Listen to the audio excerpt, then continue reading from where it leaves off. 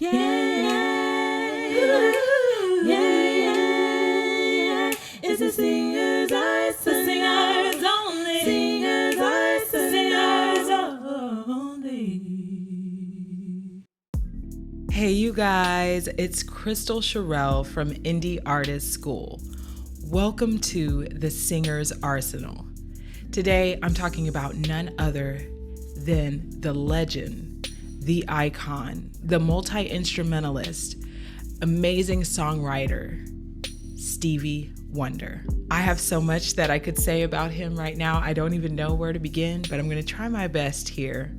So I think there are, I'm going to say, three major things that we can take away from him that will really help us become better vocalists if we learn these three things. The first thing I think we can learn from Stevie Wonder is how there is literally nothing that you can let get in your way of your dreams. He's blind and he still plays piano, sings, performs, even though a lot of people would consider that to be a handicap, but not Stevie Wonder.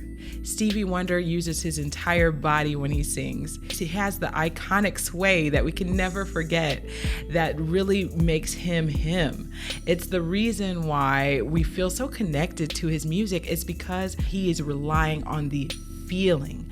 He's feeling it in his fingers. He's feeling it in his body. He's swaying. He's engaged. He's truly in the moment. And it's something that every performer can learn something from. It's something that we should all strive to have. And that's engagement. That's presence when we perform. Okay. The second thing that I think we can really take away and learn from Stevie Wonder is his wonderful placement. He has a very far forward placement. Of course, this depends on your voice type. It's allowing him to sing high notes with ease, and it also allows him to sing vocal runs a lot easier. It's not very weighted. His voice has a very warm tone, and some of this has to do with his natural timbre. If you don't know what that means, later go ahead and take a look at my episode about how to sound unique and find your own voice. You know, Stevie Wonder has a naturally warm voice, but there are some things that he's doing with the shape of his mouth and with his vocal placement that's allowing it to be even more warm. So that's one of those things that I think we could really take away is he knows his strengths. He knows what his voice is naturally capable of doing, and he leans into it. He pushes into that even more. He exaggerates it just a little bit, nothing too extreme, but he definitely is letting you know, like, this is what I sound like. This is my voice. Take it or leave it. I'm here. He's not apologetic about it. He's not timid about his voice. He is Stevie Wonder, okay? And the third thing that I think we can really learn from Stevie Wonder is the importance of musicality, okay?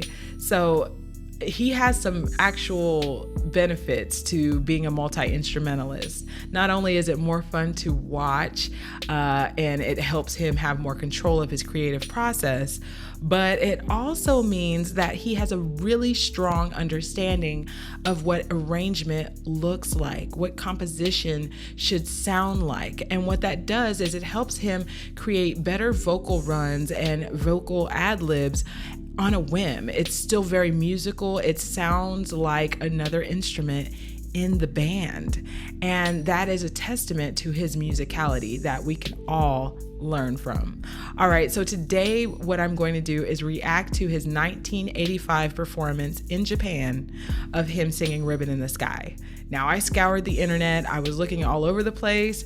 It took me a really long time to choose which song to react to when I thought about Stevie Wonder, because he has so many hits. It's kind of crazy to think about it. Like, there's iconic vocalists and there's people who have strong voices, but they don't always have hit songs like that. And he, because of his musicality and strong understanding of composition, he has so many to choose from. Ribbon in the Sky is one of my favorites because I feel like he really flourishes and leans into his higher register in this song. I love the key change in this song, and I love how every time he performs it live, he does something different in the spaces, in the bridge especially, before that key change. He plays a solo, and it's never the same. And so it took me a while to choose one, but I think this is definitely one of the best.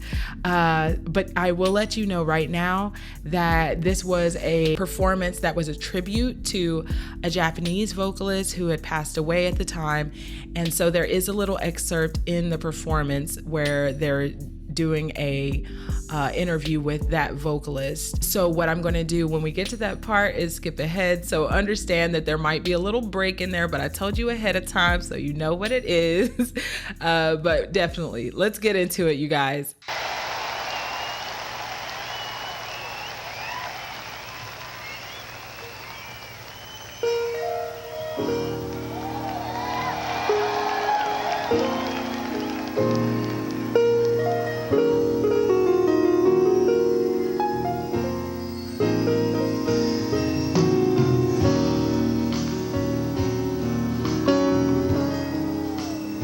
Can't help but sway with him.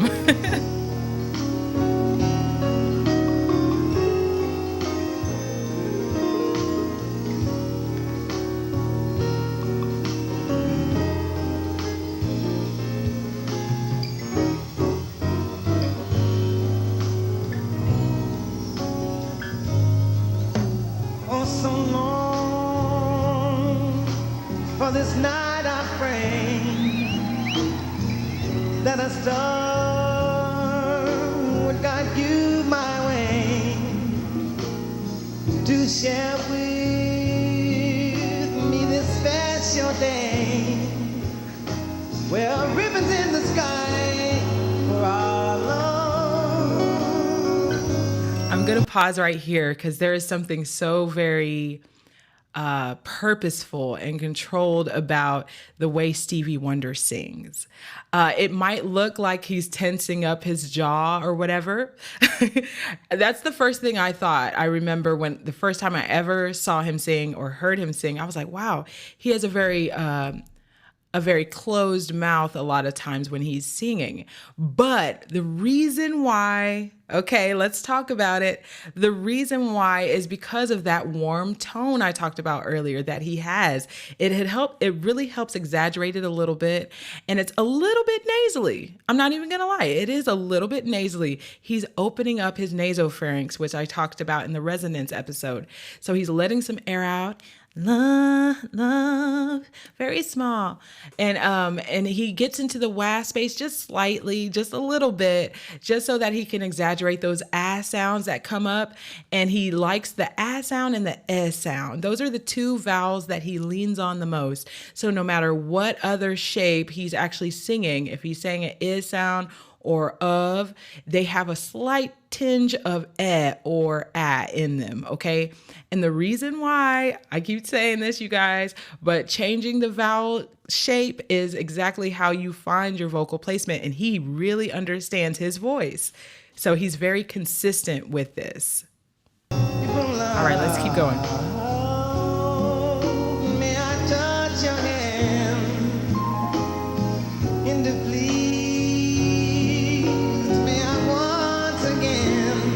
there it is. So that you too come on, Runs. will understand that there's a ribbon in the sky for our love. I'm gonna pause again. This is why I love live performances, you guys. Whew. Okay, so first of all, he's doing more runs, okay, in his live performance and more ad libs than he does in the live recording, and I'm loving how accurate they are. His pitch accuracy is on point on these fast vocal runs, especially going down. Oh my goodness, yes, loving it. Another thing that I almost paused a little bit earlier, is he's shifting between vocal registers very seamlessly. And the reason why, I keep talking about vocal placement, but it's helping him to do that a lot more seamlessly. Keeping that forward vocal placement makes it easier for him to get into his head voice. So yeah, loving it. Let's keep going.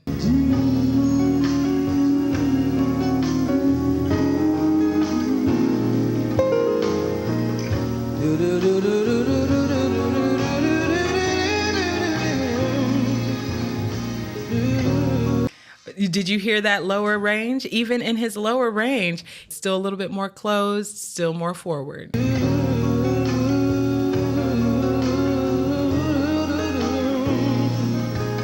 Yes.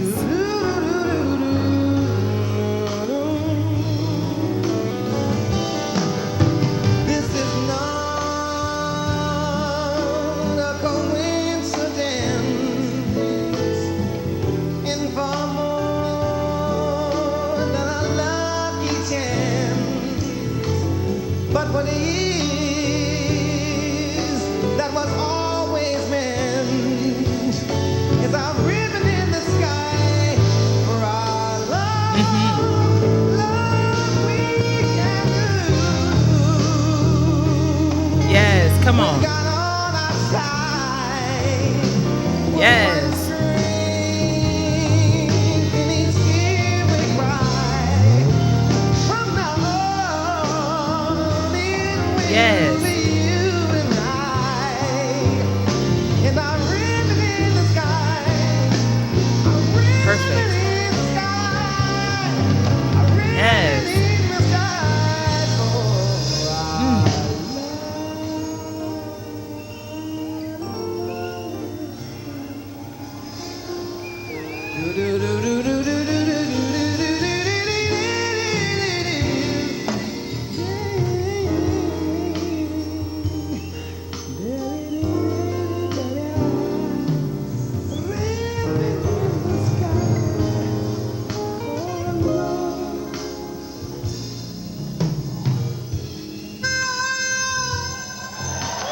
Come on, harmonica.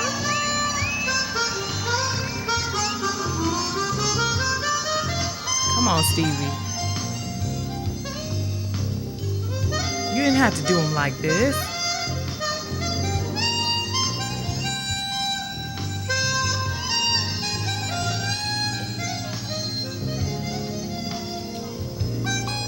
Yes.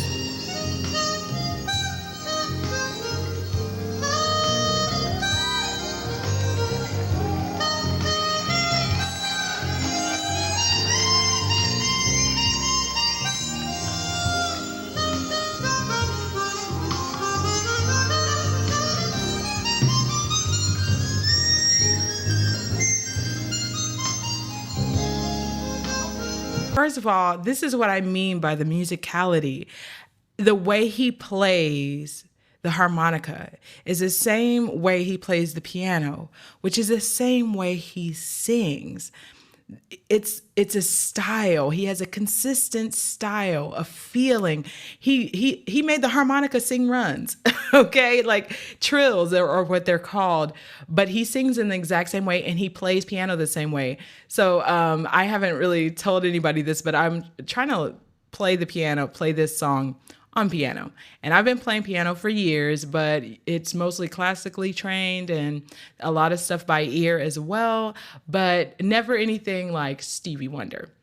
And so I was like, you know what? I really want to up my piano game, even though I'm a vocalist first and foremost. But one of the things I noticed is it was so much harder to get the rhythm of it correct without just feeling it. The more I thought about it, the harder it became.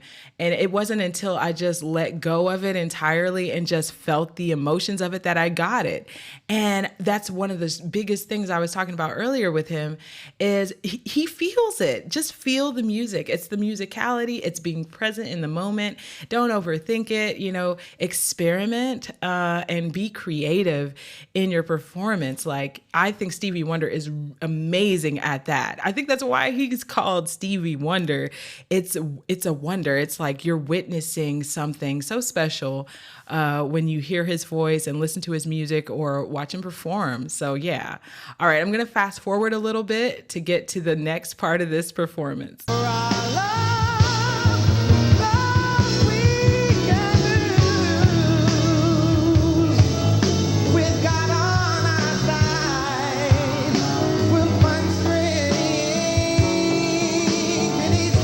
There it is. Yes.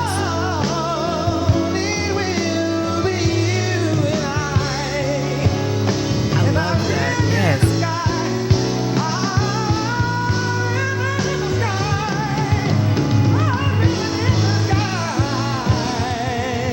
He has a more open mouth now. Okay. There we go. Yes. There we go.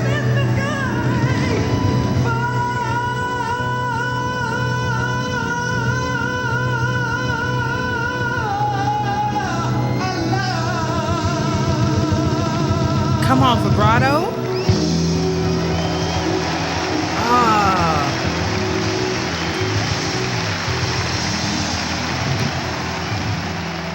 What? Every time, and it's funny, you guys, I'll say, okay, the thing I love most about Stevie Wonder is his musicality. Or I'll say, okay, wait, no. The thing I love most about Stevie Wonder is his trills, his little fast runs. They're not elaborate, but they're quick. Or I'll be like, no. What I really love about Stevie Wonder is his expression. And I'm like, every time I sit here, I think of another reason. And his vibrato is something I almost missed. I love it. It's a little bit fast, and it's, listen, I like to do the same thing. I find it to be exciting and elaborate. And now that's a whole thing that you want to let it flow. You don't want to try to do vibrato artificially because it tends to sound, it could be overdone. Okay. So you got to do it tastefully. Okay. And I know that in contemporary music, you don't hear as much vibrato as you did back then in the 80s, 90s, in the thousands. It was starting to go away. And then 2010s, a little bit more, but definitely now everything's pretty much straight singing because there's more pitch correction, and vibrato kind of complicates things. So you don't hear it as much anymore. But it gives me that nostalgic feeling to hear it. And it is something that you do want to be able to do, especially in a live performance, because it definitely adds color. But you got to be careful with it. Make sure that it doesn't get you off pitch. And Stevie Wonder is really good at staying on pitch and having a good, strong vibrato and singing notes with power. If you want to learn how to develop your voice, go ahead and visit my website, indieartistschool.com. I give virtual private one-on-one lessons on Zoom. And I also have an online miniature crash course called the Indie Artist Toolkit, where I teach you the beginnings of how to sing, as well as how to release your own music as an independent artist. That's indieartistschool.com. Also, thank you so much to those of you who have been donating to support this podcast. If you'd like to donate, go ahead and visit anchor.fm/thesingersarsenal/support. I really enjoy creating these episodes for you guys, and I really couldn't do it without your help. So thank you so much. That's anchor.fm/thesingersarsenal/support. Well, you guys, until next time, have a wonderful day. Yeah, yeah, yeah, yeah, yeah. It's a singer.